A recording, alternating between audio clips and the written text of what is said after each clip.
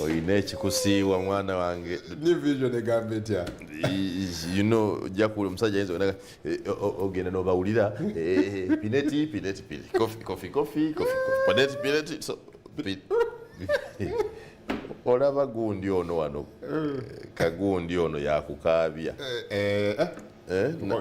in fact nakwata munoogira kati wandibadde ova ku pineti nemwe Museveni yavayo n'atubulya pineti yani so that is no longer so who is pineti who is pineti mwe Museveni yatubuulira anti yababuulira ki yagana who is pineti yagana pineti ow'emmwanyi omukyala gwe bawa ettaka ery'obwerere namanve omukyala gwe ba so pineti wa mwanyi wa ddwaliro byombi is an investor so ye yasoma ki is a business person alina obukugu mu mwanyi alina obukugu mu malwaliro enkyaba gyanamuwa Uganda SGR standard gauge railway n'ebirala basobola n'omuwa. By the way, Pineti is the guy we need to unlock our stalemate ku Uganda standard gauge railway. Sure. Yes. So you would root for her being granted. Yes, I want to ask the government of Uganda nti standard gauge railway eruddewo. We have a very able investor, very able, trusted, powerful investor called Did you say trusted? And I meant it. Based on what? Based on the very many. So, no, let's say that again. Yeah. Pineti yateekayo eddwaliro ly'e Rubowa after being given millions of money. Billions of money. Pineti n'atuyambako ku mwanyi. Ekyemwanyi yakimaze. Pineti yamaze ekyemwanyi. Now, government of somebody should advise. Standard gauge railway. Let the president be advised that the person you need. Okay, advise the president. Sit here and advise the president. Your Excellency, the President of the Republic of Uganda, General retired Yoweri Kaguta Museveni. Your Excellency, the father of the next President of Uganda, General Muhoozi Kainerugaba, I want to advise Your Excellency that we have gone to Tanzania and Kenya and witnessed a very successful standard gauge railway, and we believe Uganda badly needs this one. I want to advise Your Excellency that our most trusted investor, the one who helped us with Rubowa Hospital and built it to that international standard, and our very good able investor, Muchala Pineti, who has invested very well in the coffee sector that is now booming, be given the contract to build our standard gauge railway. I am very sure, Your Excellency, that once the project goes to Pineti, it will really come to fruition. May I ask Your Excellency, the President, that this project is given to Pineti without any further delay. You know, I believe that in 6 months from now, if you gave her the project, the standard gauge railway will be done by end of this year. Did you say Rubowa Hospital is on international standard? I have talked about the successful projects she has completed. So Rubowa is one of them. Rubowa Hospital is one of the successful. Rubowa is an international hospital, international standard. And we believe that built and constructed by Enrica Pineti. Yes, it is going to help us. Okendeza kubagenda ebweru. Omanyi ekiri Rubowa Hospital? Let me ask you. Do you know what is there? Yes. When did you last pass by? What are you saying? She was given billions of money to put that hospital. Is the hospital not there? The hospital? Yes. Rubowa Hospital? Yes. You said it is on international standard. That hospital you see, Rubowa Hospital, located there and halfway constructed. Quarterway constructed. Did you even say halfway or even quarterway? Quarterway constructed is an international standard hospital, and I believe it is a celebration that Uganda should have. We should be celebrating Rubowa Hospital. So we pay her. We pay this Pineti woman for constructing an international hospital for Uganda. We pay her by giving her another contract of the standard gauge railway. The Bible tells us that every time you think about what God has not done yet in your life, remember what He has done and say, God, if you did this, you can also give me this. For what Pineti has done in the what has she done? Rubowa Hospital, support the coffee sector. That's now booming. Okay, who is Pineti? Is Henrica. Yes, who is Enrica Pineti? is Henrica Pinetti. Okay. Have you ever seen her? Yes. Where is she? She's at her home. Henrica Pinetti is at her home. Where do you want her to be?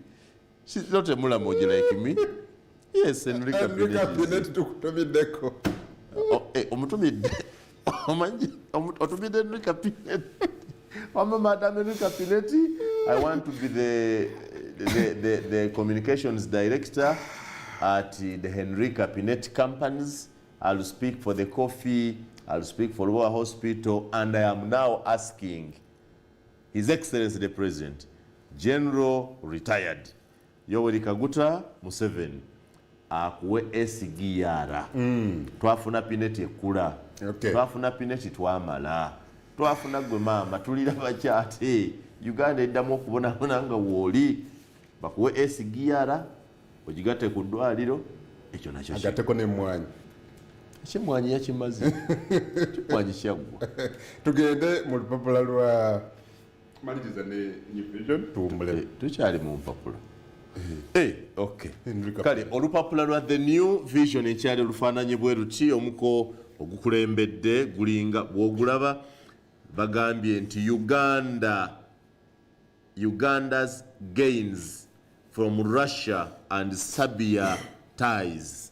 What Uganda has reaped, what's the hope? What we have gotten for so far is the hope, because some contracts were signed, some undertakings were signed. On the front page of the New Vision, President Museveni shown here with his Serbian counterpart Alexander Vučić inspecting a guard of honor at the palace in Belgrade yesterday. President Yoweri Museveni, the current president of the Republic of Uganda, and the next president of the Republic of Uganda, General Muhoozi Kainerugaba, were in Russia and Serbia. Together. Nga tugenda mu problem Sir Simon. Waliwo wano bamuyita France Atairo agambye remind Sir Simon Muyanga retire that Pinetti should also be given the contract of building the Uganda oil pipeline. Very good. So, thank you very much. I try to add that. Hashtag give everything to Pinetti. Hashtag in Pinetti we trust. In Pinetti we have a blessing. Bamuwe. So it is now standard gauge railway, Lower Hospital, oil pipeline, coffee, and the oil pipeline. Neighbor, bamuwene gundi. Nechi. Bamuwene Pinetti. University MPA Busoga. Bamuwe Busoga, na ude wali ne ya Karamoja. Atuzimbire. Pinetti. Bamuwe gold mines. Basi bamuwene ku nguudo z'omu Kampala zino. By the Kampala potholes. Pinetti. Naye yasoma ki Pinetti. Because ye aina expertise mu buli kimu. Gwe wasoma ki kyakuganya okukola? What is that you want to do and Pinetti stop to you? Naye yali tuyambyeko ku nguudo mu Kampala, atuyambeko ku masomero naddala ag'omu byalo ago, atuyambeko n'okulwanyisa enguzi mu ggwanga. No, nzijukidde. Henrica Pinetti atuyambe ne ku kulonda kw'aba LC basentebe b'ebyalo. Basentebe b'ebyalo obukiiko bwaweddeko, tewali nsimbi. Musigansimbi Pinetti. Akakiiko ebyokulonda kalemereddwa, nako bagambe musigansimbi akikoze. Pinetti y'omwoyo. Atukolera ekyokulonda. Tutandikira awo batukomye otova Baba TV. Good morning. Mulinamu obwesige. Kola ekyo kiggwe.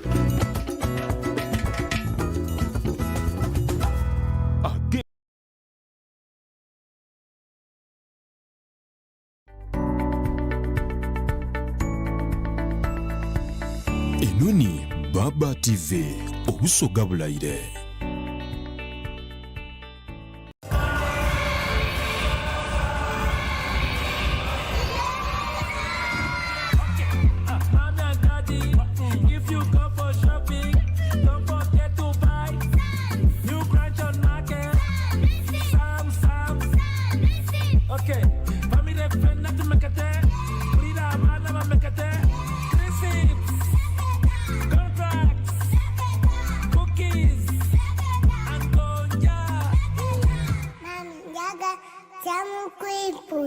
Psalms.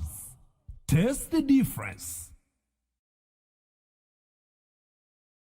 Get yourself a Zuku TV decoder and satellite dish today at a low price of only 105,000 Ugandan shillings, and a Zuku decoder at only 60,000 Ugandan shillings, and enjoy your favorite movies, series, kids entertainment, music, local and international news, and lots more. Enjoy amazing packages like Zuku Smart, Zuku Smart Plus, Zuku Classic, Zuku Premium, and Zuku Asia. Get connected today. Zuku, life got better. Experience the incredible.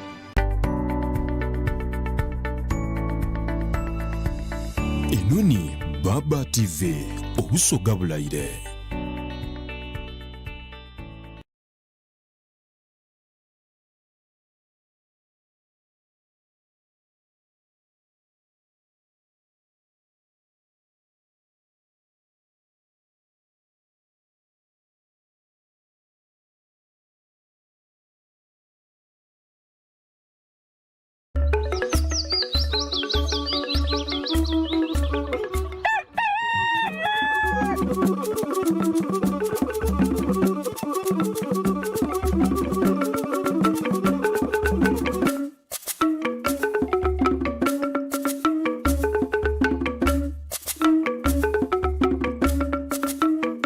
Eno ni gangamka ku Baba TV.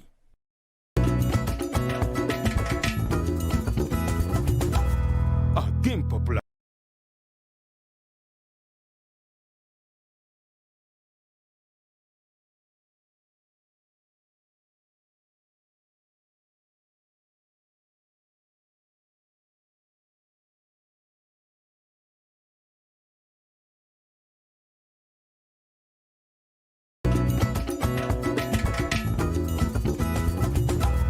Again popular.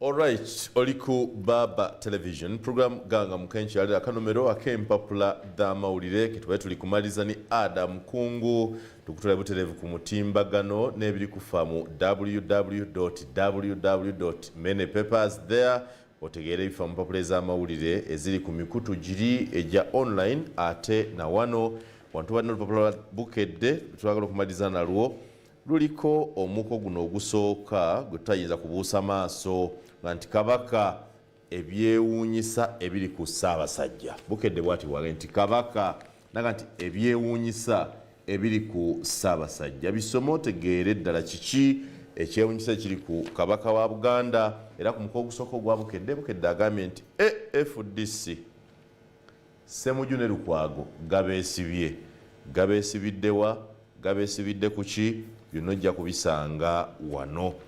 Waliwo amawulire mangi ddala ku muko guno ogwa ssanyu kalangi akalwedi bwakalinamu ekyama ali wano munnaffe ojja mulaba omutegeere yaani mukyala mulungi bukedde era akulaza amawulire ag'abannabyabufuzi abeefuza omukolo gwa Mathias Walukagga bwe yabadde asikira kitaawe ekisirinnya Kirizonto Buyondo nga bamusumika bali bamusumika nga bamusaako omusika Walukagga meya we Kyengera gwe bataddeko omukolo bannabyabufuzi gwonna ne bagwefuga era ojja kusanga mu bukedde emboozi enzijuvu eya Lukwago ne Ssemujju ku bya FDC mweri mulimu akatabo kalamba bukedde keefulumizza ku matikkira ga Ssaabasajja Kabaka ag'omulundi ogwa30 n'amakampuni enjolo agamuzayozeeza okutwala ku myaka 30 aga Namulondo. Saagala kusingawo bingi ebiri mu lupapula lwa bukedde lwesomere twagala okuyozayoza ayi Ssaabasajja Kabaka ayi beene pulogulaamu ya Buganda yoga wooligwa saagala wooligwa bwendigwa ayi Ssaabasajja wali batiya gaasi ndiddukawo naye nga wooligwa bwendi Adam nkooyo okulimba oyogera mazima wendigwa bakuba essasi limu omuntu n'afubutuka emisi nga tomulaba ate sasi tuli ku tiya gaasi levo ya tiya gaasi nga tolabika ndaga nti waaligwa olikola ki oligwa kale katugende mu maaso nebiri ku mutimbagano ku WW A very good morning once again. Tuli ku mutimbagano kulikayo mu mawulire ago agafulumidde mu mpapula z'amawulire. Tuli ku Facebook ne ku Twitter. We are streaming live. Gendayo tunoonyeeko aganga muka live ko Baba Television Uganda, a Facebook page. Baba Television Uganda. Kwetuli, that is our Facebook page. And again, when you go there, this is what you will be able to watch live online, which means bw'obanga obadde oli mu kukola rather ng'oli waka oyagala genda kukola genda kusoma program, no, you can watch us ng'oli ku simu yo mpola mpola. This is our page era ndowooza olaba many of you are already there and the stream is on. This is what you can see just right now. Bino bye biri ku mutimbagano era ojja kuba ondaba bulungi nnyo, ojja kuba olaba Sir Simon Myanga Lutaya live era oteekeyo kyoteesa oba kyowabula olunaku olwaleero tubeere nga tutambula buterevu nnyo bwe tutyo nga bw'olaba. Well, I've been also looking at some of the comments ze mutaddeyo olunaku olwaleero. Ono agambye wano bamuyita Frank Ataire atadde obu emoji obuseka asekerera anti wayogedde ku pineti ate kali asekerera pineti bano be bajja okulemesa abantu baffe ate asekerera waaki uno. Then waliwo wano mulaba bamuyita Julius Hilk agambye am live in Remiyaga. Okay, ali live e Remiyaga gyasinzira okubeera nga atulaba. Again ndaba wano ono bamuyita Francis Athairo agambye Pineti is also in building of the oil pipeline n'ebirala. So gendayo naawe obeere ng'otwegattako ng'oteekayo ky'obuuza ku Twitter nayo at Baba Television Uganda, at Baba TV Uganda. This is how our handle looks like. Nga bw'olaba wano kuliko ebifaananyi bino era ojja kubeera nga oyogerezeganya naffe butereevu nnyo. Kale tutandike biki ebiri ku mawulire agali ku mutimbagano. Tutandike ne Plus News Uganda, www.plusnewsuganda. Bakugambye wano no eggulu erikulembedde Rwandan smuggler pearls stones at security shot dead. Wali munansi w'eggwanga erya Rwanda kigambibwa nti yakasa amayinja ekisoro nga kasukira ab'ebyokwerinda yabadde akukusabya amaguzi nawulira nkuba amasasi n'afa eri awo. Then bakulaze ennyonyi ya Uganda eya ggye lya Uganda erya UPDF eyagudde eri e Karamoja. UPDF helicopter crashes in Karamoja. Ennyonyi eno kyamukisa mulungi mwabaddemu abantu basatu, abantu bana actually tewali yafudde n'omu. Ennyonyi yiiyo yagudde e Karamoja. Yatuwadde bino ye mwogezi w'eggye lya Uganda Brigadier General Felix Kolaije. Ennyonyi eno this blue helicopter nga bw'ogiraba wano nga yeetindigudde ennume y'ekigwo. Good, nobody died. Then bwetweyongerayo Museveni in Serbia for talks with President Vucic. Emboozi twagikuwadde damwe Museveni ali mu kutalaaga mawanga g'abazungu ku nsonga ez'enjawulo. Ayagala kutumbula bya busuubuzi rather byamaguzi bya Uganda ebweru. Emboozi ezo nazo gye ziri wano ku Plus News Uganda, www.plusnewsug. You can go there and check out for more stories. Soft power, www.softpower.ug. Okugambye Ukraine's term Trinidad and Tobago are sailed safely to second stage. Webale aba Ukraine's namwe kimasobodde okubeera nga mukola. Bakugamba wano Uganda and Serbia signed trade agriculture deal. Kyaddaaki Uganda n'eggwanga erya Serbia abasobodde okussa omukono ku ndagaano ez'enjawulo mu byobulimi ne mu byobusuubuzi.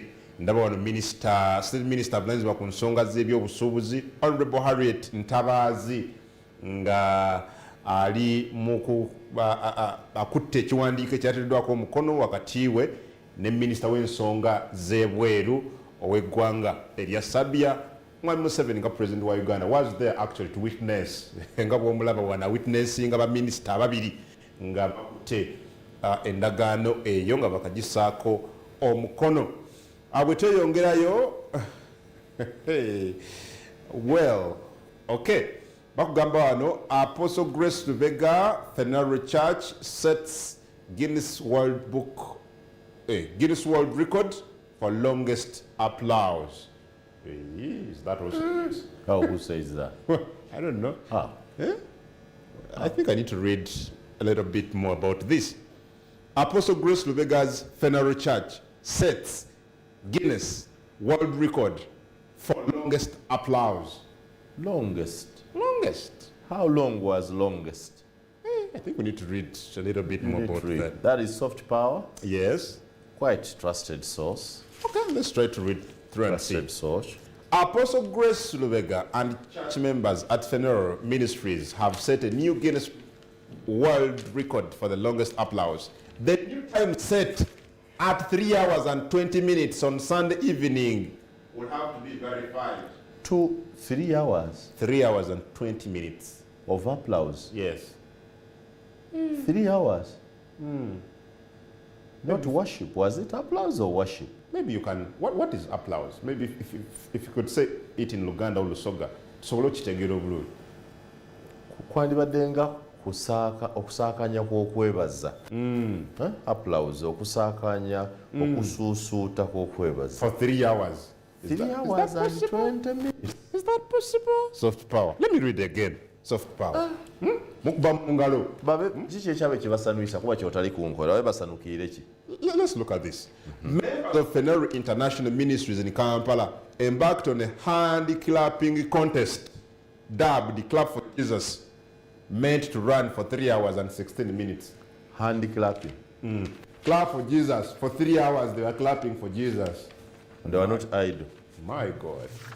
My God. 3 hours, okay. After 3 hours of clapping, they've clapped for Jesus. That is it. and after clapping for Jesus for 3 hours, they have praised him.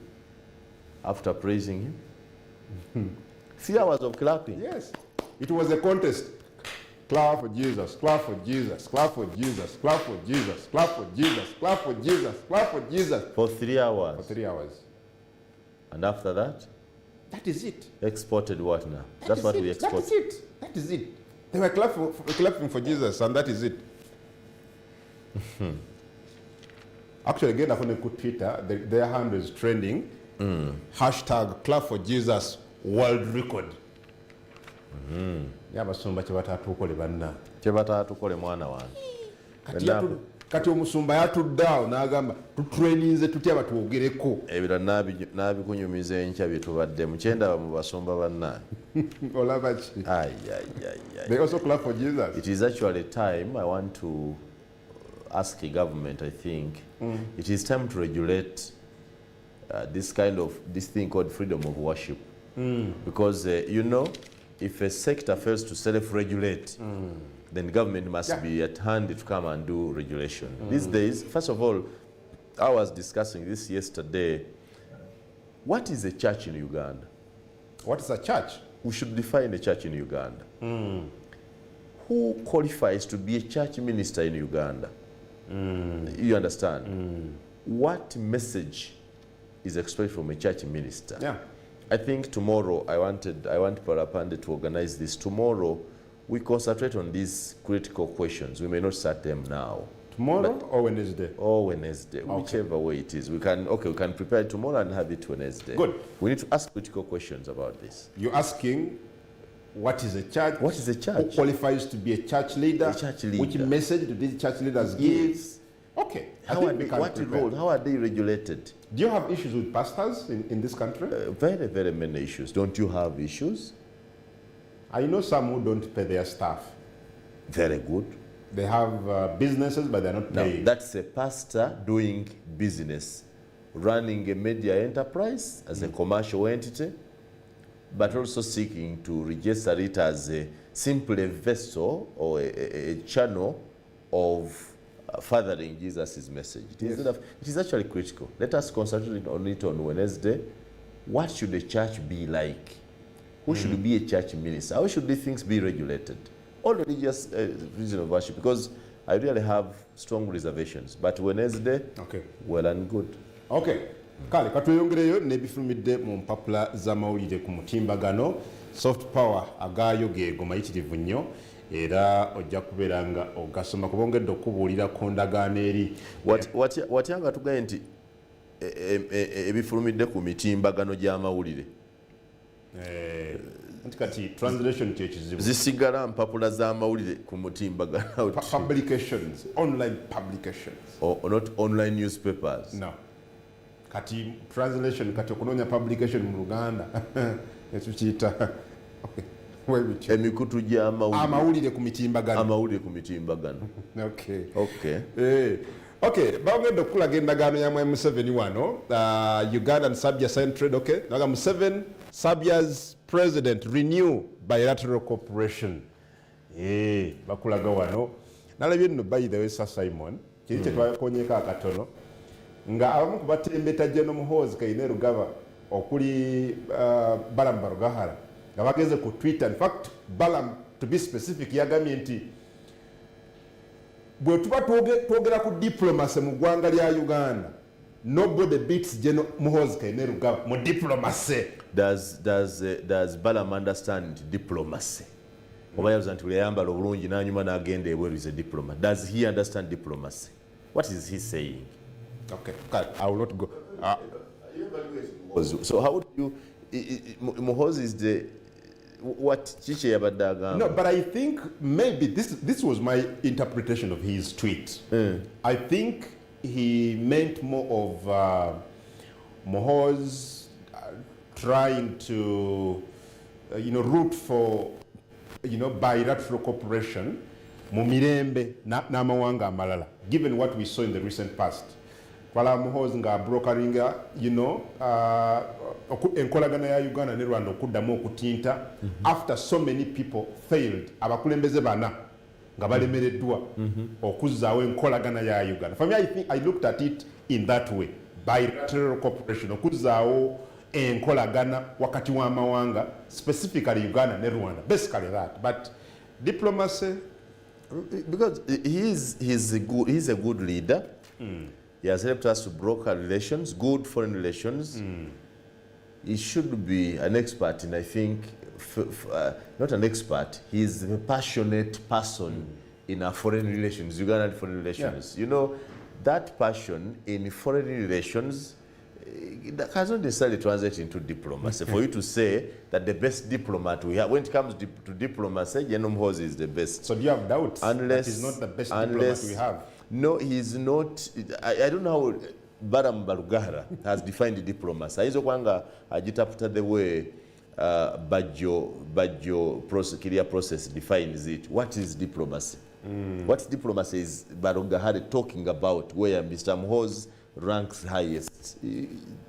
Some are sweeping statements with insignificant. Bilyao nabyo jja bisanga tugendeko mu Chimp Reports tulabe ekiriyo. Chimp Reports bwafaananye enkyawunaku olwaleero ayogera ku Afrobasket emboozi mweri Nandala Amuriat Pearl Pressure on Besigye. Don't read things of thieves. Those ones skip. You read something else. No, don't read those. No, they are piling. Don't read innocent. Please don't read it. No. You don't update us on other things. No. Don't somebody bya busiru gundi. Don't read Nandala. Leave those people there. You read something else. He's the Secretary General. For ebirala byo somebody don't read that. Don't read to us things. Amuriat is the president. Toyogera bintu bya bubbi kumpe otokera kukumbwa kuona nalunaku lwagenda kumalira abantu budde. Tosoma bya bubbi. Genda ku kirala you have. Nandala. Tosoma bya bubbi oyina ebikola. Don't take us no thieves. People wasting time. Okay. You're not talking about people who say they want to lead the next government nga bali mu bya busiru. I tell you every day here mu Uganda tulina bannabyabufuzi, tulina bannabyabusiru. I've said this several times. Bannabyabusiru? Yes. Si bannabyabufuzi, bannabyabusiru. No, I have said it before and I continue saying it. Let me look at you properly. Uganda tulina bannabyabufuzi, tulina bannabyabusiru. How does an opposition party start fighting? Did you see goons at every... But they are fighting pressure on Dr. To do what? Huh? Fighting pressure on Dr. Don't read that to note. Disclose State House source. No, Sir Simon, this is something we need to examine. What? Dr. Besigye bwe yali mu kakiiko kali akaba elders. Yagamba nti waliwo source mu State House yamubbirako nti what credibility do those two have to question Dr. Besigye? What credibility does Nandala have and Amuriat boy to question Dr. Besigye? Temutumalira budde. Let that one die. I spent the whole weekend crying and mourning for my party. I keep regretting the time I wasted with people whose direction I did not know, but I thought I knew. Totumalira budde kwebyo. Somera abantu ebintu ebirala. Tell them about exports, tell them about about education, about health, about insurance, medical insurance for themselves. Temuleta abantu bali muzanyo bazayira. Politics is about life and death. Politics is the subject of life. Politics determines the quality of life we lead. Politics determines the economics we lead. Politics determines the longer we stay. Politics determines the services we get. You cannot bring people who play with the subject of life and death, people's lives. They just wake up to let them eat their money, but yes, for long. This country does not play politics. This country plays stupidity. Okay, that's enough. But you need to calm down as well, because I understand Ntiwali background here FDC, but you need to calm down, Sir. You ask these questions. That anybody in F is like anybody in FDC, whether current or past leader, demeans Vesige. Yeah. And you want me to believe you? They are questioning Vesige. That anybody wants to downplay Vesige? That anybody wants to shift the blame? Vesige has been very consistent and very careful in leading FDC. In fact, when they started yapping, is the only one on record who gave up and said, no, I don't want to cause conflicting lawyers here and there. Who else in this country has left his political term halfway? You look betrayed, Sir Simon. I read betrayal. You have said the word. I feel you're so much disappointed. I am extremely disappointed. In fact, yesterday at Rally in Iganga, I apologized to the Basoga. Why? For so long, I opposed Mr. Museveni. Because having seen how people behave, having experienced what I experienced, having seen how the locals fight, having seen how the businessmen fight, having seen how it is for people to manage just a simple enterprise, I ask myself, how about managing a whole country? How do you manage a country where the opposition says, every meeting we want to hold, government fails us, police fails us, police tear gases us. And then when police says, okay, you are free to do your work, you start fighting. Yeah, you go for each other's neck. A friend of mine called Peter Mwangale lost Amanyoge Ana. Peter Mwangale, an FDC leader in Butaleja. Very good friend of mine. Amanyo Ana. Bamukubira na jana nkumbi. That for a political party I have chosen to support, I lose my teeth, I lose my body parts because of a political party. Because some fools who ate money are trying to defend themselves. And this is a party I have. Who organized those goons I saw? Who organized these goons? Nalaba, to be honest with you, I saw Deputy Lord Mayor Muchala Nyanjura, who is a known FDC member, Atula Kubuchikuwa FDC Wenjaulo. She was denied access. I saw some goons attacking her. Nyanjura was the wrong person to be at FDC. I have to tell you. She was the wrong person to be at FDC. To be at the headquarters? Yes, because the National Council meeting invited for district chairpersons of FDC. I do not know of any district in Uganda where my sister Doreen Nyanjura is a chairperson. No, but you don't take law in your hands. Nevertheless, she did not deserve the humiliation and the restriction. You could restrict access honorably. No gamba, we are sorry. You're not allowed. You are not part of this. You cannot humiliate people like this, and you want them to build a party. But again, even the other day, if a party that is 20 years old can behave like that, why have we spent our time blaming Noop? That is just, is it 3 years old? The other day you what saw example Ambassador Birigwa. Ambassador Birigwa, an old man, omusajja akutte ekibiina kya FDC mu ngalo ze for some time ng'awa leadership nga omukulu. You saw how he was humiliated, n'atuuka n'okufuluma ng'alinnya gate waggulu, kikomera fence waggulu. They have always told us that politics is a contest of ideas. Kwa zo sente bazirya. I can tell you my brother. Forget ebyobusiru byewalabye mbu mu report. Zo sente bazirya. There is money. I may not be sure of the source, but what I'm sure of is that some money that is hard to explain entered for this. I want to repeat, some money and the facilitation that is hard to explain and hard to justify entered FDC. But for anyone to say the money came from Mr. Museveni is to also undermine Mr. Museveni. Why would we invest in an already disorganized entity? But if the mission was to give them money to fight NUP, then if FDC can be hired to fight NUP, does it remain an opposition party or a state party? No, Sir Simon, what I think you're being unfair. To who? Bogamba abalya sente. Because argument here very clear, bakugamba kituufu twafuna sente. Naye temusobola kutuukaka ku disclosing gye twazijja. Kati genda mpola. Kituufu twafuna sente. Era nga ne Dr. Kizza Besigye bwe yafunanga campaign. Soko genda mpola. Ddamu kiri kituufu mwafuna ki? Sente zajja twanoonya sente ne tufuna. Mukama wange mwazijja. Ate si gwe gusoose. Mukama wange mwazijjawa. Abazituwa tebali comfortable na kuba disclosing. Bebaani. But they are not comfortable to be disclosed. Wawuliranga waliwo omuntu ayogeranga agaayo obutta ng'agamba nti abaatuwa ssente zino bali munda mu gavumenti. Yes.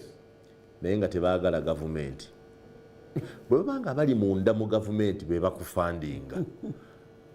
Osigala okyavuganya gavumenti kubanga bw'enaavaawo gavumenti. That was a contradiction. Gavumenti bw'enaavaawo nabana abagikolamu ababadde bakuvujjirira bajja kuvaawo. Nze ne mba n'obudde obuwuliriza bisigasya agaayo obutta. Naye Abaganda baageresa abaawano nti abasiru bagaaya butta. Yenjogera yaawano. Ku Baba TV tujja n'ebirala tovaawo. Gangamuka. Good morning.